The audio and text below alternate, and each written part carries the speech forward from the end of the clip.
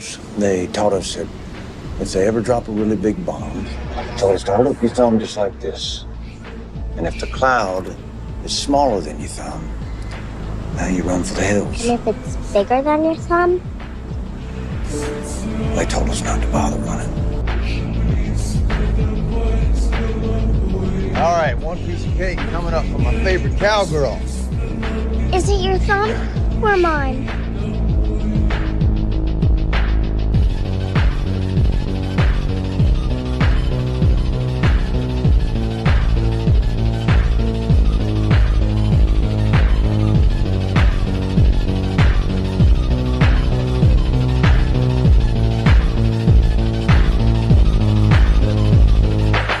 Smoke, Janie. It's just a fire.